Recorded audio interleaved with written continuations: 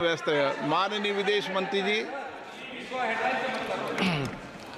Speaker, sir, I rise to apprise this august House of certain recent developments pertaining to Bangladesh. As honorable members are aware, India-Bangladesh relations have been exceptionally close for many decades over many governments.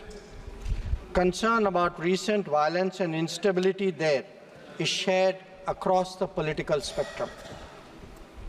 Speaker, sir, since the election in January 2024, there has been considerable tension, deep divides, and growing polarization in Bangladesh politics. This underlying foundation aggravated a student agitation that started in June this year. There was growing violence, including attacks on public buildings and infrastructure, as well as traffic and rail obstruction. The violence continued through the month of July.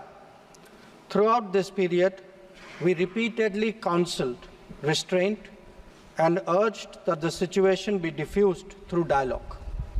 Similar urgings were made to various political parties, political forces with whom we were in touch.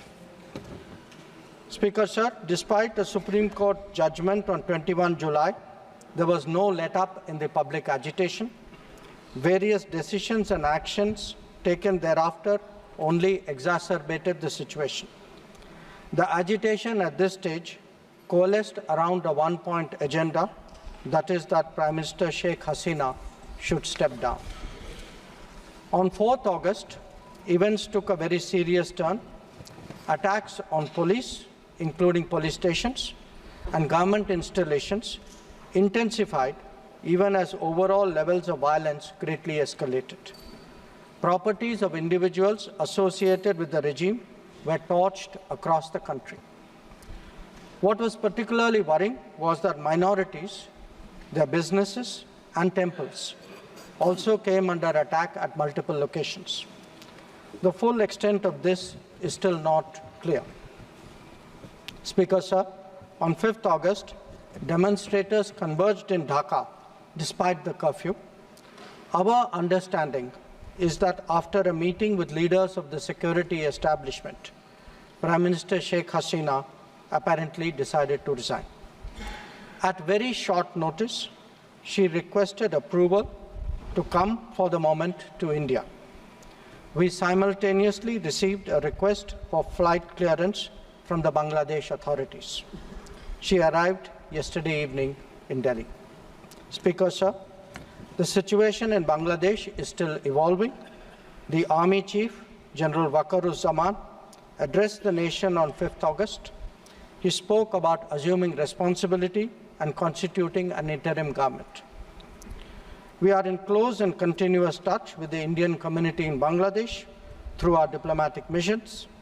There are an estimated 19,000 Indian nationals who usually live there, of which about 9,000 are students.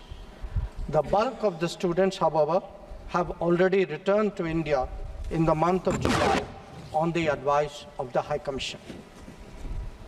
In terms of our diplomatic presence, in addition to the High Commission in Dhaka, we have Assistant High Commissions in Chittagong, Rajshahi, Khulna, and Sylhet. It is our expectation that the host government will provide the required security protection for these establishments. We look forward to their normal functioning once the situation stabilizes. Speaker, sir, we are also monitoring the situation with regard to the status of minorities. There are reports of initiatives by various groups and organizations to ensure their protection and well-being. We welcome that. We welcome that and will naturally remain deeply concerned till law and order is visibly restored. Our border guarding forces have also been instructed to be exceptionally alert in view of this complex situation. Speaker, sir, in the last 24 hours, we have been in regular touch with the authorities in Dhaka. This is the situation as of now. I seek the understanding and support of the House in regard to sensitive issues regarding an important neighbor on which there has always been strong national consensus. Thank you.